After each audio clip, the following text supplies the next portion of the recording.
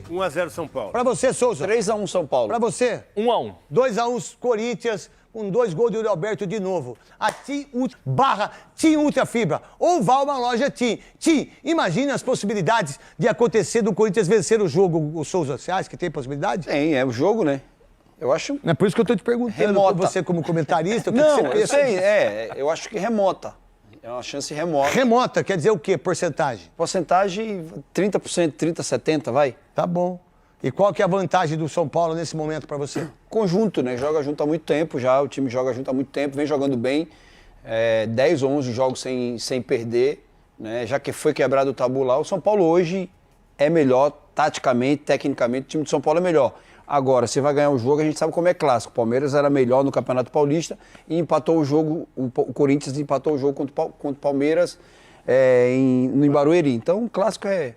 Veloso, o que você pensa desse clássico domingo entre Corinthians e São Paulo? O momento do São Paulo é muito melhor, né? Tranquilo, e acho que tirou aquele peso também. Mas joga contra o Corinthians, viu, gente? Mas o Corinthians tá numa fase que Não, tudo bem. Que fase que tá o Corinthians? Calma, hein? Fase que tá o Corinthians. Cuidado, hein? Então o São Paulo tirou aquele peso do tabu que não vencia lá em Itaquera e agora acho que vai mais leve. E o time do São Paulo é melhor.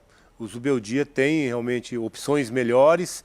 E o Corinthians, além de todas as dificuldades... Por que o Fluminense dá esses gols pra todo mundo, hein, Veloso? Olha lá, estão vendo ali agora, você tem razão. Não precisa fazer nada, né, Veloso? O que você faz? Só dá uma adiantadinha. Se nós jogar o Master nosso do Cezinha, a gente vai estar onde? Dia 28 e 29. A gente vai estar em Pedrinhas, uma cidade incrível. Cândido Mota. A gente vai estar... São 2 jogos que a gente vai fazer, dia 28 e 29, né? Sexta e sábado? 3 jogos. 3 jogos? 2.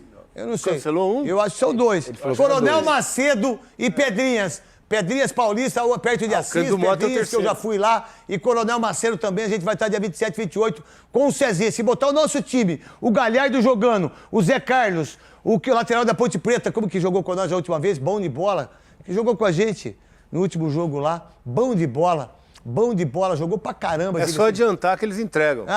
Vai fazer vários gols do Fluminense. E alguma informação do Corinthians, Pedro Ramiro? Vamos lá, craque. Até o CEO, em que o Augusto Melo tenta contratar, o grande nome é o Marcelo Paes. Isso todo mundo já sabe. O Marcelo Paes deu até uma entrevista agora pro Nicola, Jorge Eu vi, Nicola. boa entrevista pro Jorge Nicola. Muito boa entrevista, em que ele fala que vai ter uma nova conversa com o Augusto Melo. Já teve uma. Ele foi, primeiro... Meu Deus. O que tem? O cara com nome desse vai querer ir pro Corinthians. Ele quer pai, quer dar paz. Marcelo Paes.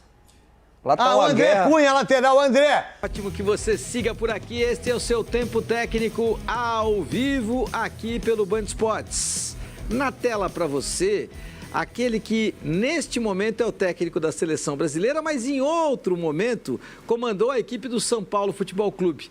11 jogos para Dorival Júnior contra 10 de Zubeldia, 7 vitórias para o Dorival, 8 para o Zubeldia, 4 empates para o Dorival, 2 para o Zubeldia, nenhuma derrota para nenhum dos dois, ou seja, ambos fantásticos comandando a equipe do São Paulo, 18 gols feitos contra 19, 5 gols sofridos contra 4, ou seja, o Sálvio é impressionante, o número do Zubeldia, ele se rivaliza com o do Dorival no melhor momento, e talvez esse seja o melhor momento do São Paulo. É o melhor momento, sim. E comparação tem que ser feita, né? Nós falamos do caso do Endrick, não tem como não comparar o desempenho do Dorival, que trouxe um título importante para o São Paulo, que estava muito tempo sem ganhar e ganhou a Copa do Brasil, e o próprio Zubeldia, a gente querer desempenhar. Agora, o que é importante, né, Lia?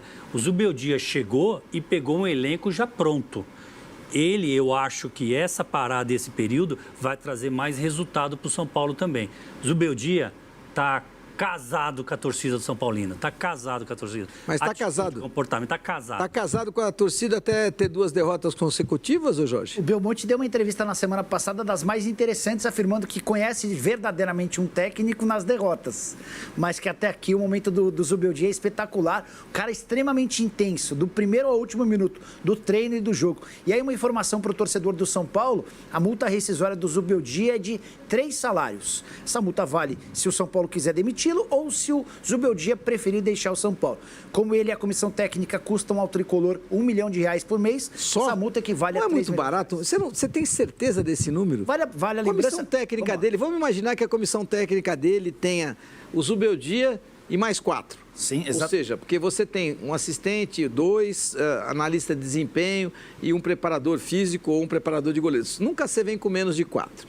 Cara, se ele ganhar 500 mil, os outros vão ganhar... Ele ganha na casa dos 600 e o restante é dividido entre os membros da comissão técnica. Vale a lembrança de que o Zubeldia trabalhava na LDU até o ano passado. Paga mal. Quando não ganhava um quarto disso... E depois que deixou a LDU, ficou desempregado até ser contratado pelo São Paulo. Ou seja, estava desempregado. Estava desempregado. Ou seja, ganha um pouquinho mais de 100 mil dólares. E vinha de uma realidade muito inferior à atual. Eu acho que está bem pago, acho que o início é extremamente promissor. E o elenco do São Paulo é um elenco bom.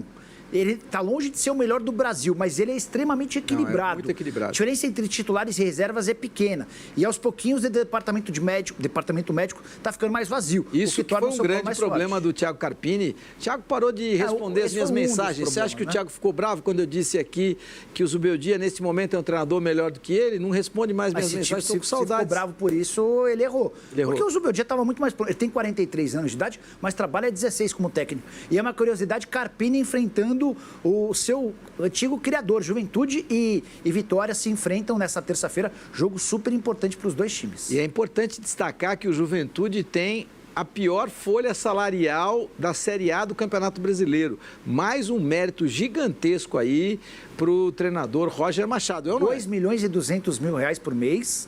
Quer dizer que o que ganha o Dudu... O Dudu sozinho paga o Juventude? Boa comparação. Tem até uma outra informação importante. Alguns clubes da Série B têm folha salarial superior ao do Juventude na Série A, que se vencer o Vitória amanhã abre 7 pontos de vantagem para o Z4. Vou citar alguns. O Santos, o América, o Sport, o Curitiba e o Goiás. Todos pagando mais na Série B do que os 2 milhões e 200 mil do Juventude. Ô, Salve, então quer dizer que você pode apitar a Série B? Mas quer dizer, desde que a Série B seja na Arábia, né? Aí tudo bem. Porque aí paga em euro, né, Eli? Paga em euro. Mas é fato, estou impressionado. Eu achei que o Vitória também tivesse na ponta baixa. Não, o Vitória tinha 4 milhões de reais de folha durante o Campeonato Baiano. O próprio presidente falou que faria investimentos e subiria a folha para 7.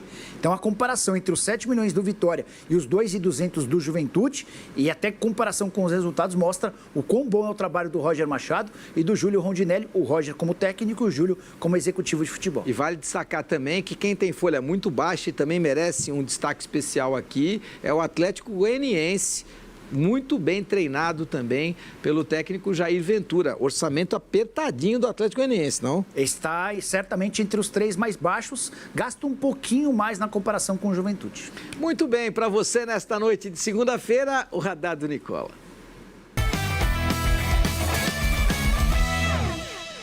No final do ano passado, meio que às pressas, o São Paulo anunciou um projeto com a W Torre para a transformação do Morumbi.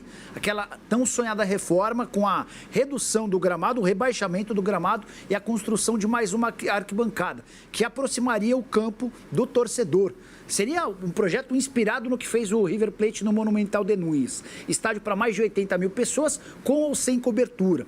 Queria dizer que depois de 6 meses desse anúncio, W Torre e São Paulo ainda não chegaram a um acordo em relação às contrapartidas. A ideia do projeto é assim, a W Torre gasta com a construção, financia esse estádio e o São Paulo oferece contrapartidas para que a W Torre possa explorar o estádio ao longo dos anos. Mais ou menos como fez o Palmeiras. E aí um ponto básico, transformação do gramado. Precisa ser um gramado sintético. O São Paulo é radicalmente contrário. Utilização em shows. Isso também tem causado discordâncias. Então, hoje, em junho de 2024, as partes ainda não chegaram a acordo. Isso significa que o projeto não vai avançar? Não. Mas já houve uma alteração em relação ao planejamento inicial. Era para, nessa época do ano, o Conselho Deliberativo estar aprovando o projeto com cobertura ou sem cobertura. A gente está no estágio inicial com as partes tentando chegar a um entendimento. São Paulo, você oferece quais contrapartidas? Como é que a gente recupera um investimento de mais ou menos 500, 600 até 800 milhões com a cobertura? Enquanto isso não existir, não vai para o passo 2, que é a aprovação de uma cobertura ou de um outro projeto sem a cobertura. Vale lembrar que o Palmeiras teve uma pendenga bastante longeva com a W Torre por conta do Allianz Parque. Então, se é para que haja um acordo, que esse acordo seja estabelecido e não que cause depois o tumulto que o acordo do Palmeiras com a W Torre tem causado e agora, recentemente, me parece que o acordo foi finalizado. Deixa eu dar uma olhadinha na classificação, como fica depois desses primeiros 4 jogos da 8ª rodada. Ó, o Botafogo com 16 pontos, Tudo bem, tem um jogo a mais do que Flamengo, Bahia e até do São Paulo, que pode alcançá-lo, mas está na ponta, está na liderança nesta ainda noite de terça-feira, nos encaminhando para quarta. Está lá, com uma bela campanha, 5 vitórias em 8 jogos e um empate. Eu ainda acho que esse campeonato vai cair para o Flamengo. Falei 6 rodadas de antecipação, numa hipérbole, antes do campeonato começar. Talvez não seja tão moleza quanto eu imaginei que fosse, mas ainda aposto as minhas fichas no Flamengo. Mas, logicamente, tem 4 times ali, pelo menos 4 times, jogando uma bola bem redonda. O Botafogo está jogando uma bola bem redonda, o Bahia está jogando uma bola bem redonda, o São Paulo está jogando uma bola bem redonda e o Atlético Mineiro está jogando uma bola bem redonda. Então, esses 4 estão muito perto do Flamengo, ou até à frente, que é o caso do Botafogo, e jogando bem. Não são times que têm pontuação e não estão jogando bem. São times que têm... O Palmeiras tem 11. Tem pontuação, tá lá nas cabeças. Mas não tá jogando nada. Esses times que eu citei, o Flamengo, o Bahia, o São Paulo e o Atlético Mineiro, Botafogo, Bahia, São Paulo e Atlético Mineiro, são times que estão jogando bola. Tá? O nível do campeonato acho que está alto esse ano. O Atlético Mineiro sobe para a 6ª posição. Repare que ele tem 7 jogos. Então ele tem o mesmo número de jogos de algumas equipes que ainda não entraram em campo por essa 8ª rodada. Ele está com um joguinho atrasado. Aí na sequência, Bragantino, Palmeiras, o Internacional, se eu não me engano, é o líder por pontos perdidos. Ele tem 3 jogos a menos que o Botafogo. Se ele ganha os 3 jogos a menos, ele vai para 19. 19 pontos, exatamente. E aí, na sequência, o Cruzeiro, que faz uma campanha bem razoável, bem melhor do que a do ano passado, por enquanto, né? Fortaleza, Juventude, Grêmio, Vasco, estou olhando aqui para cima, para a nossa outra tela aqui. O Corinthians, ele passa o Fluminense, pelos critérios de desempate, mas com os mesmos 6 pontos, dá uma respirada. Veja se o Corinthians não toma aquele gol, hein, Júlio? E é para 8 pontos. Pelo menos Criciúma, Atlético, Cuiabá e Vitória, ele construiria uma gordurinha, ainda que o Criciúma tem 3 jogos a menos que ele, né? Tenha 3 jogos a menos do que ele. O Criciúma tem essa carta na manga, mas eu sempre falo, né? Jogo a menos é uma coisa que, para os times de cima, você olha como pontos possivelmente conquistáveis. Para os times de baixo, não necessariamente, né? Então, é melhor ter ponto na mão do que jogo a fazer. Exato. Certo? Mas o fato é que Corinthians e Fluminense têm uma campanha pífia. 6 pontos e 8 jogos, é uma piada, né?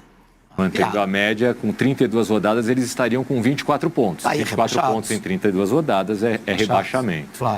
Claro que tem outras equipes aí que estão numa situação matemática complicada também. E o Juventude com esse empate... Não, mas o Criciúma tem 1 ponto por jogo. O Criciúma é diferente. Corinthians e Fluminense. Mas Atlético Goianiense, Cuiabá, Vitória vivem uma situação dramática também. Mas aí são 4 equipes... E de desempenho também. E de desempenho dramática, também, né? Porque também não jogam nada. E o Juventude só empatou com o Vitória, mas manteve uma vantagem grande para cima do Vitória. Mas é um tropeço. É um tropeço, mas 11, ele mantém aí uma média muito boa, né? Fazendo a mesma conta, Júlio, 11 pontos tem o Juventude, 10 pontos. Mas oscila, né? Vai ter seu momento de perder 3, 4 seguidas e tal. Esses jogos em casa, em Caxias, nessa época do ano ainda, que faz frio, né? É benéfico para o time da casa você jogar em condições climáticas com as quais você está acostumado. Claro. O Juventude precisa ganhar jogos como esse contra o Vitória. Ele ganhou na semana passada do Atlético Goianiense, mas hoje contra o Vitória deixou escapar 2 pontos.